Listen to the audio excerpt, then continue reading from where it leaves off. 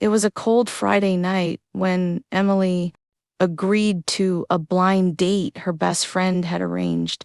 She wasn't sure what to expect. The restaurant was quiet, tucked away on a corner where the city lights met the fog.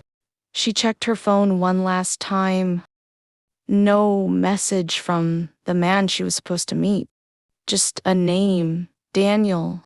When she walked in, a waiter smiled and led her to a table near the window. A man was already sitting there, reading a small leather notebook. "Emily?" he asked, standing up politely. His voice was calm, almost too calm. She smiled, nodded, and took her seat. For the first few minutes, everything felt ordinary. They talked about work, travel, little things, but Daniel's answers were short, almost rehearsed. Emily noticed he never looked directly at her for too long. She laughed nervously and tried to change the subject.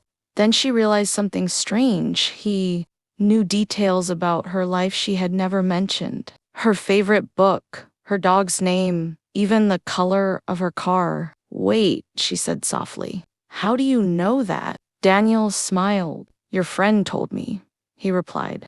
But his tone wasn't convincing. The waiter came back with their order. Emily's heart started to race. She reached for her phone under the table, pretending to check a message, and noticed a text from her friend, "Don't go inside. I gave him the wrong restaurant. I'm so sorry." Emily froze.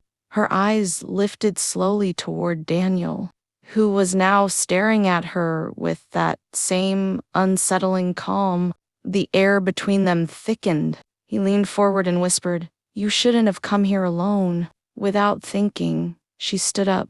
Her chair scraped loudly against the floor. The waiter turned, startled, but Emily was already moving toward the door. She didn't look back. Once outside, she ran until she reached the main street. Her hands were shaking as she dialed her friend's number. Later that night, the police checked the restaurant. No man named Daniel had made a reservation. The notebook he was holding was found on the table completely blank. The next morning, Emily received one final text from an unknown number. "You forgot your purse, No one ever found out who he was or how he knew so much about her. But every time Emily passes that corner, she swears she still sees a man sitting by the window, holding that same empty notebook, waiting,